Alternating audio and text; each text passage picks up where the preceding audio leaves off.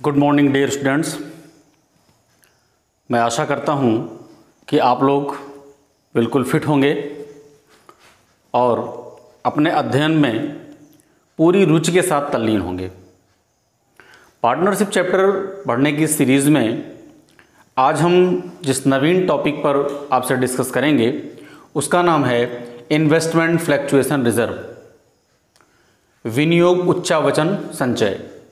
संचय शब्द से आप पहले भी परिचित हो चुके हैं। एक बार फिर हम आपसे डिस्कस कर लेते हैं कि संचय मीन्स बिजनेस के प्रॉफिट्स में से, व्यवसाय के लाभों में से कुछ राशि को निकालकर किसी आवश्यकता हेतु संचित कर लेना, अलग रख लेना ही संचय कहलाता है। विनियोग इन्वेस्टमेंट क्या होता है? इन्वेस्टमेंट मीन्स हम अपनी धनराशि को अधिक धनराशि प्राप्त करने के लिए अगर हम इन्वेस्ट कर देते हैं, मीन्स लगा देते हैं, तो हमारा इन्वेस्टमेंट कहलाता है। जैसे हमने अपने अतिरिक्त धनराशि को बीमा पॉलिसी में लगा दी तो बीमा पॉलिसी में इन्वेस्टमेंट हो गया। किसी कंपनी का हमने शेयर खरीद लिया तो शेयर में इन्वेस्टमेंट हो गया। किसी कंपनी का हमने डिवेंचर खरीद लिया तो डिवेंचर में इन्वेस्टमेंट हो गया।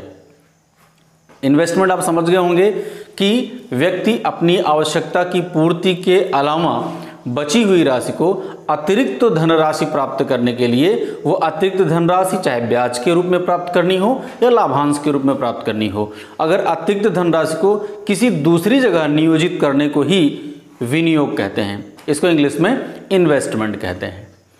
दूसरा शब्द है उच्चावचन, फ्लैक्चुएशन मीन्स उतार चढ़ाव।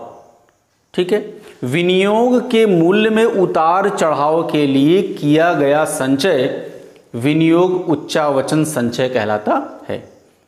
मीन्स हमने जो इन्वेस्टमेंट कर रखी है उस इन्वेस्टमेंट की वैल्यू में जो फ्लैक्चुएशन हो रहा है, उतार हो रहा है, चढ़ाव हो रहा है, मीन्स कभी कभी इन्वेस्टमेंट की वैल्यू बढ़ जाती है मार्केट में और कभी कभी इन्वेस्टमेंट की वैल्यू मार्केट में घट जाती है, तो उसके कारण हमारे व्यवसाय के ऊपर भी प्रभाव पड़ता है। तो फिर हम उस उतार चढ़ाव के लिए कुछ रिजर्व बना के रखते हैं। ठीक है, उसे ही हम इन्वेस्टमेंट फ्लैक्चुएशन रिजर्व के नाम से जानते हैं।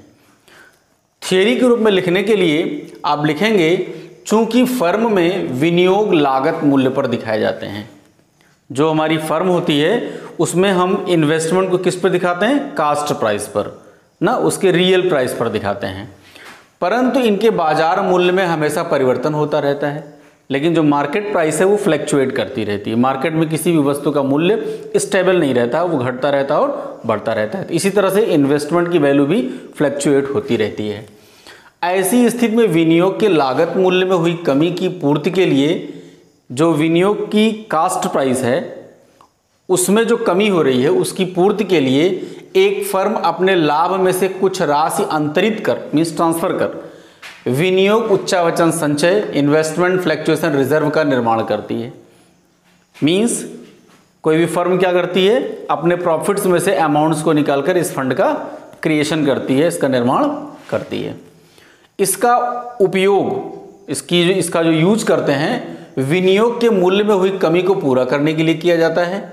इसे चिट्ठे के दायित्व पक्ष में दिखाते हैं, इसे हम बैलेंस शीट की लायबिलिटी साइड में दिखाते हैं। और जो इस रिजर्व का हम यूज करते हैं वो इन्वेस्टमेंट की जो कास्ट प्राइस में फ्लैक्चुएशन होता है उसको हम रिकवर करने के लिए इसको हम यूज करते हैं। अब हम यूज कैसे करेंगे? अकाउंट्स में सारे ट्रीटमेंट्स हम जर्नल एंट्री के थ्रू करते हैं और जर्नल एंट्री ही अकाउंटेंसी की जान है। अगर आपको जर्नल एंट्री समझ में आती है और अपनी अकाउंटिंग ट्रीटमेंट्स को आप जर्नल एंट्री के थ्रू करते हैं तो आप बेस्ट अकाउंटेंट हैं। क्योंकि एक सॉफ्टवेयर है जिसे टैली के नाम से जानते हैं, जब भी आप उस पर काम करोगे तो टैली सॉफ्टवेयर इतना स्ट्रॉन्ग सॉफ्टवेयर है कि वो आपसे कभी भी कोई अकाउंट क्रिएट करने के लिए नहीं कहता, वो सिर्फ आपसे जर्नल एंट्री एक्सेप्ट करता है। प्रत्येक काम के लिए वो केवल आपसे जर्नल एंट्री एक्सेप्ट करता है और जैसे ही आपको जर्नल एंट्री उसको देते हैं वो अकाउंटिंग के सारे अकाउंट्स खुद मेंटेन कर देता है। जैसे आपको लेजर चाहिए तो लेजर क्रिएट मिलेगा, ट्रायल चाहिए तो ट्रायल बैलेंस क्रिएट मिलेगा, trading PL balance sheet everything जो कुछ भी आपको चाहिए वो ऑटोमेटिक क्रिएट कर देता है। मींस नॉलेज गेन करने के लिए, अकाउंटेंसी में नॉलेज गेन करने के लिए सबसे इंपॉर्टेंट चीज है जर्नल एंट्री को समझना, जर्नल एंट्री को आत्मबोध करना। इसलिए हम हर पॉइंट पर आपकी जर्नल एंट्री को बेहतर तरीके से बताने का प्रयास कर रहे हैं। आप भी अगर अपनी जर्नल एंट्री को स्ट्रांग कर लेंगे तो आपके फ्यूचर के लिए, आपके अकाउंटिंग फ्यूचर के लिए ये बहुत ही ज़्यादा फायदेमंद होगा। अदरवाइज आप जब उस प्लेटफॉर्म पे पहुंचेंगे तो फिर से वहां पे आपको जर्नल एंट्री सीखनी पड़ेगी। यहां सीखने का फायदा क्या होगा, एक तो आप अपने बोर्ड के एग्जाम में बहुत अच्छे मार्क्स ला सकेंगे, दूसरी चीज आपका कॉन्फिडेंस लेवल बहुत ऊपर हो जाएगा, और तीसरी सबसे बड़ी चीज, जो चीज आज के 4 साल 5 साल बाद सीख कर आपको काम करना होगा उस चीज को आप अभी से सीख लेंगे तो आपको महारत हासिल रहेगी। अब देखते हैं कि इन्वेस्टमेंट फ्लक्चुएशन रिजर्व में से हम इन्वेस्टमेंट की कास्ट प्राइस में होने वाले फ्लक्चुएशन को कैसे मैनेज करते हैं। अब यहां पर एक समझने की बात यह है कि जो भी फ्लक्चुएशन होगा उस फ्लक्चुएशन का असर क्या होगा। देखिए, 2 जगह परिवर्तन हो रहा है। एक तो हमने रिजर्व बना रखा है अपने बिजनेस में, सपोज दैट हमने इन्वेस्टमेंट फ्लक्चुएशन रिजर्व हमने बना रखा है। अब इन्वेस्टमेंट फ्लक्चुएशन रिजर्व के अगेंस्ट में जो बिजनेस का इन्वेस्टमेंट है उसमें फ्लक्चुएशन हो रहा है, ठीक है। तो इन्वेस्टमेंट की कास्ट प्राइस में फ्लक्चुएशन हो रहा है, ठीक है। मार्केट प्राइस चेंज होती है, मार्केट प्राइस के अकॉर्डिंग उसकी कास्ट प्राइस चेंज होती है। तो आपके लिए यहां पे हम लिख दे रहे हैं कि सपोज दैट उसकी कास्ट में कुछ परिवर्तन, मींस प्राइस हम लिख देते हैं, प्राइस में परिवर्तन हो रहा है। अब यहां पे दूसरी चीज और है कि सपोज दैट आपने अपने इन्वेस्टमेंट फ्लक्चुएशन रिजर्व अकाउंट में अभी तक 1000 रुपीज ट्रांसफर करके रखा है। आपके इन्वेस्टमेंट फ्लक्चुएशन रिजर्व अकाउंट में जो अमाउंट है वो 1000 है, बट जो फ्लक्चुएशन हुआ, फ्लक्चुएशन 3 तरह से हो सकता है। आपका जो फ्लक्चुएशन हो वो हो सकता है 100 रुपीज, वो हो सकता है कि 900 रुपीज के लिए फ्लक्चुएशन हो जाए, मीन्स जितना आपका रिजर्व है उससे कम का फ्लक्चुएशन हो आपके इन्वेस्टमेंट में। यह भी हो सकता है कि 1000 आपने रिजर्व बना रखा है, एग्जैक्ट 1000 के लिए फ्लक्चुएशन हो, और ऐसा भी हो सकता है कि यहाँ पे 1500 के लिए फ्लक्चुएशन हो जाए। Means there are 3 types of fluctuation. First is normal fluctuation, second is under fluctuation, और फोर्थ इज ओवर फ्लक्चुएशन। कहने का मतलब यह है कि इसके मूल्य में उतार चढ़ाव की 3 स्थितियां हो सकती हैं, और उन तीनों स्थितियों में हम अकाउंटिंग ट्रीटमेंट जर्नल एंट्री के थ्रू कैसे करेंगे उसके लिए हमने 3 पॉइंट्स में आपकी जर्नल एंट्रीज को डिवाइड कर रखा है। ये आपका फर्स्ट पॉइंट है, एक सिचुएशन है, सेकेंड पॉइंट दूसरी सिचुएशन है, और ये थर्ड पॉइंट तीसरी सिचुएशन है। इन तीनों सिचुएशंस में हम जर्नल एंट्रीज को कैसे करते हैं। फर्स्ट सिचुएशन को देखने का प्रयास करते हैं। जब विनियोग का बाजार मूल्य इसके लागत मूल्य के बराबर हो, मींस जो इन्वेस्टमेंट है उसका कास्ट प्राइस और मार्केट प्राइस, इन्वेस्टमेंट का जो मार्केट प्राइस है वो दोनों क्या हो, बिल्कुल एग्जैक्ट हो। तो ऐसी स्थिति में क्या होगा, और एक के साथ साथ एक चीज और ऐड करनी है आपको, रिकंस्ट्रक्शन, ठीक है ना। मींस आपकी फर्म का पुनर्गठन किया जा रहा है, ठीक है। तो पुनर्गठन करने के दौरान हम क्या करेंगे, हमारे रिजर्व में जितना अमाउंट है उसे, क्योंकि हमारा फ्लक्चुएशन में तो कोई परिवर्तन हुआ नहीं, मींस जितना हमने रिजर्व बना रखा है भाई, बाजार मूल्य, इन्वेस्टमेंट का बाजार मूल्य और लागत मूल्य दोनों एग्जैक्ट हैं, बराबर हैं। जितने का हमने कास्ट दिखाया है उतने का ही हमारे पास इसका मार्केट प्राइस है। तो हमने जो रिजर्व बना के रखा है उस रिजर्व में से हमें कोई भी अमाउंट यूज करने की आवश्यकता नहीं पड़ी। ऐसी स्थिति में जब हम रिकंस्ट्रक्शन पुनर्गठन कर रहे हैं फर्म का, तो ऐसी स्थिति में क्या करेंगे, टोटल अमाउंट को हम ओल्ड पार्टनर्स के ओल्ड प्रॉफिट शेयरिंग रेशियो में डिवाइड कर देंगे और इस अमाउंट को उनके कैपिटल अकाउंट में ट्रांसफर कर देंगे। उसके लिए क्या जनरल एंट्री करेंगे, investment fluctuation reserve account debit to partners capital और करंट अकाउंट, ठीक है। इन्वेस्टमेंट फ्लक्चुएशन रिजर्व में जितना भी अमाउंट उस टाइम होगा उस अमाउंट को क्या करेंगे, पार्टनर्स के कैपिटल अकाउंट में या पार्टनर्स के करंट अकाउंट में सिचुएशन के हिसाब से, पार्टनर्स कैपिटल अकाउंट बनाने की मेथड के हिसाब से हम क्या करेंगे, उसको वहां पे ट्रांसफर कर देंगे। तो ये अमाउंट सारे पार्टनर्स के लिए क्या होगा, उनकी कैपिटल को बढ़ा देगा, मींस पार्टनर्स कैपिटल अकाउंट के क्रेडिट साइड में चला जाएगा। सेकंड सिचुएशन है जब विनियोग का बाजार मूल्य उसके लागत मूल्य से कम हो, मींस इसकी जो मार्केट प्राइस है, विनियोग का बाजार मूल्य उसके लागत मूल्य से कम हो, मींस कास्ट प्राइस से उसकी मार्केट प्राइस क्या हो, कम हो। अगर मार्केट प्राइस कम हो गई मींस हमारा नुकसान हो रहा है, जितनी की कास्ट है उससे भी कम वैल्यू में हमारा इन्वेस्टमेंट मार्केट में बिकने की स्थिति है, ठीक है। तो ऐसी स्थिति में हम क्या करेंगे, ऐसी स्थिति में कमी की राशि कितनी होगी, cost price minus market price. हमने पहले बताया कि आपकी जो मार्केट प्राइस है वो कास्ट प्राइस से कम है, मींस कास्ट प्राइस में से, लागत मूल्य में से हम बाजार मूल्य मार्केट प्राइस को सब्सट्रैक्ट कर देंगे, घटा देंगे, तो जो अमाउंट आएगा वही एक्चुअल हमारा लॉस होगा। तो cost price minus market price संचय से समायोजित होगी, इस अमाउंट को क्या करेंगे, हम रिजर्व से एडजस्ट करेंगे। यदि संचय की राशि पर्याप्त ना हो, ऐसा भी हो सकता है कि जितना अमाउंट घट गया, सपोज दैट यहाँ पे 1500, ठीक है, 1500 माइनस हो गया तो आपके रिजर्व में कितना है, 1000 अमाउंट है, और डिस्टर्ब कितना हो गया, 1500 फ्लक्चुएट कर गया। तो अगर हम इसको मैनेज करना चाहें 1500 को, तो 1000 रुपीज तो 1500 से मैनेज हो जाएगा लेकिन जो बैलेंस 500 है ये कहां से आएगा, तो इसके लिए हमने बताया कि शेष राशि पुनर्मूल्यांकन खाते से हस्तांतरित होगी। हम जो रिवैल्यूएशन अकाउंट बनाएंगे फर्म में भी, जब फर्म का रिकंस्ट्रक्शन होगा तो वहां पे क्या होगा, रिवैल्यूएशन भी की जाएंगी एसेट्स और लायबिलिटीज को, तो वहां से भी हमें कुछ प्रॉफिट और लॉस होने के चांस बनते हैं। तो हम क्या करेंगे, वहां से हम क्या करेंगे, इसको वहां से राइट ऑफ करेंगे, वहां से हस्तांतरित होगी। पुनर्मूल्यांकन खाते का शेष साझेदारों के पूंजी खाते में समायोजित होगा।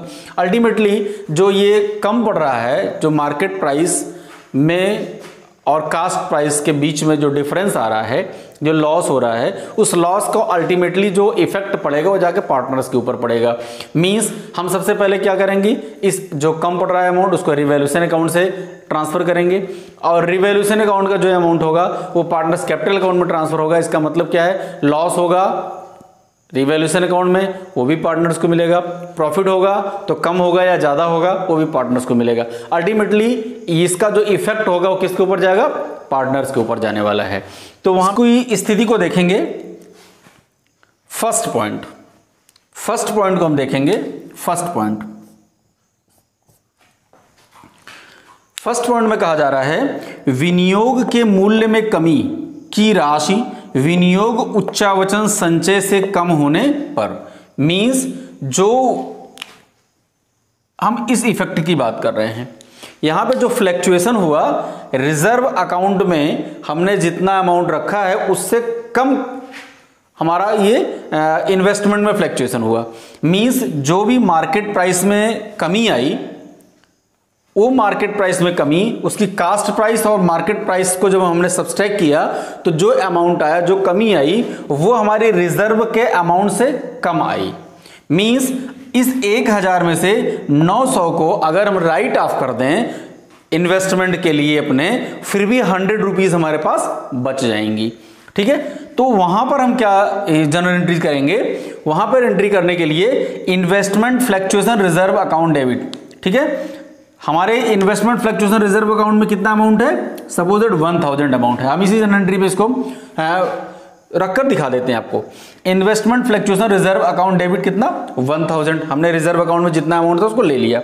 इसमें से फिर क्या हुआ, to investment account cost price और मार्केट प्राइस जब हमने सब्सट्रैक्ट किया तो पता चला कि कितने का नुकसान हो रहा है, 900 का नुकसान हो रहा है। तो हम इन्वेस्टमेंट अमाउंट में, इन्वेस्टमेंट अकाउंट में कितना ट्रांसफर कर देंगे, 900। अभी बैलेंस हमारे पास कितना हो गया, 100 रुपीज। उसको हम ओल्ड पार्टनर्स के कैपिटल अकाउंट में ओल्ड प्रॉफिट शेयरिंग रेशियो में ट्रांसफर कर देंगे, तो उसको लिख देंगे पार्टनर्स कैपिटल और करंट अकाउंट 100 रुपीज।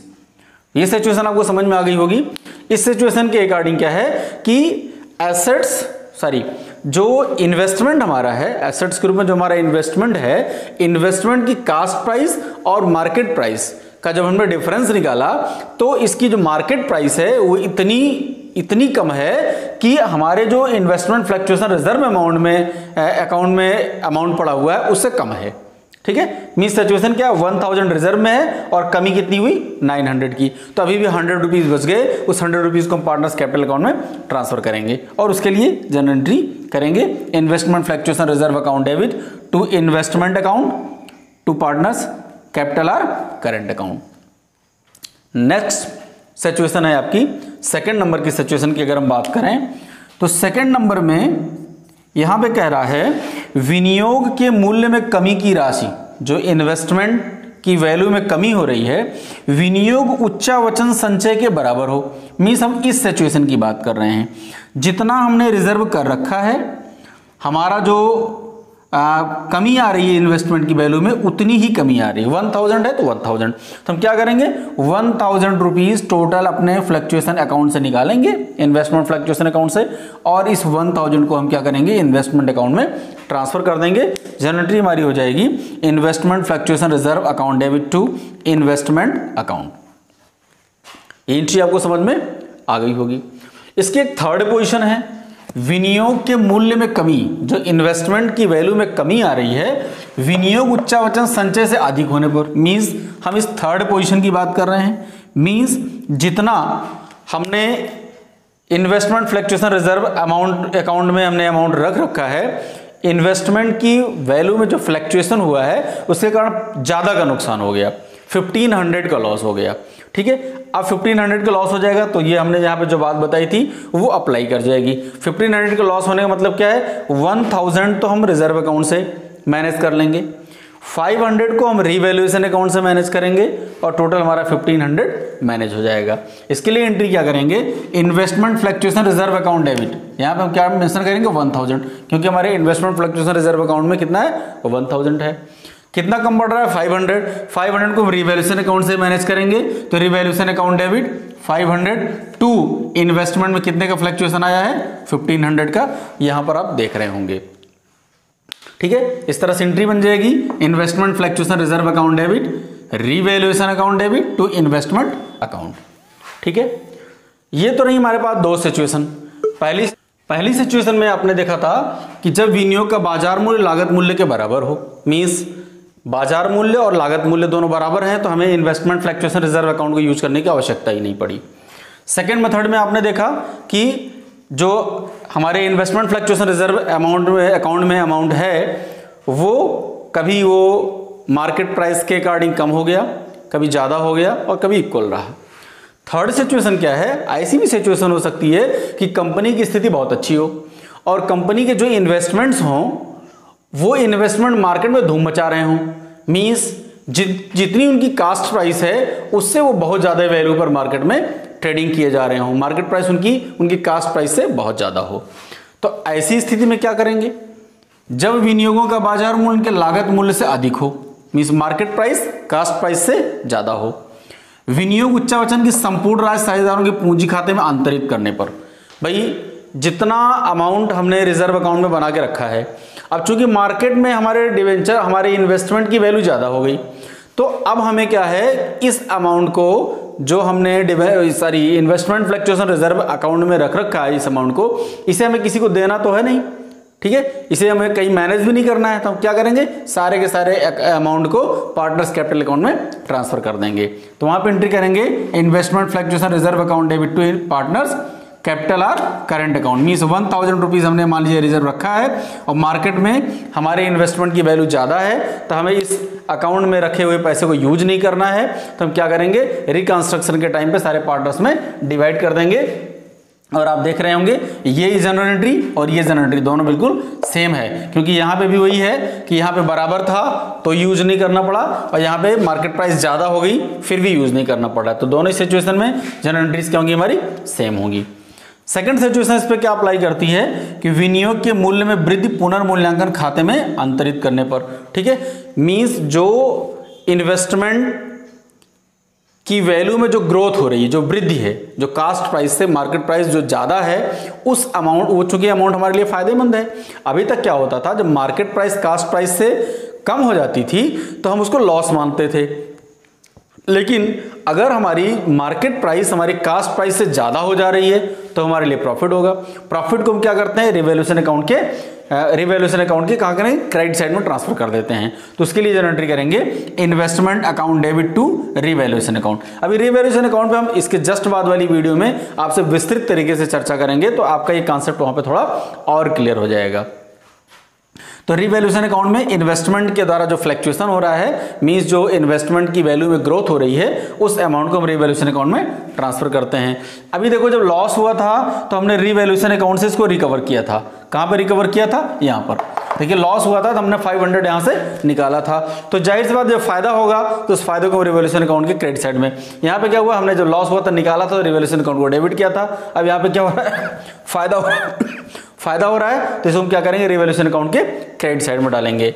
और क्रेडिट साइड डालने से क्या फायदा होगा, रिवैल्यूएशन अकाउंट में प्रॉफिट होने लगेगा, मींस अमाउंट बचेगा। उस अमाउंट को क्या करेंगे, पार्टनर्स कैपिटल अकाउंट में ट्रांसफर कर देंगे। तो revaluation account debit to partners capital account, revaluation के अमाउंट को हम क्या करेंगे, पार्टनर्स कैपिटल अकाउंट में ट्रांसफर कर देंगे। तो स्टूडेंट्स, इस वीडियो में हमने आपको इन्वेस्टमेंट फ्लक्चुएशन रिजर्व से होने वाली सारी अकाउंटिंग ट्रीटमेंट्स को जनरल एंट्री के थ्रू और इसके कॉन्सेप्ट को भी क्लियर करके बताने का प्रयास किया है। उम्मीद करते हैं कि आपको इस पॉइंट में बताई गई सारी बातें अच्छे से समझ में आई होंगी। फिर भी यदि कोई डाउट हो तो आप वीडियो के कमेंट बॉक्स में लिखकर अवश्य पूछें। Thank you.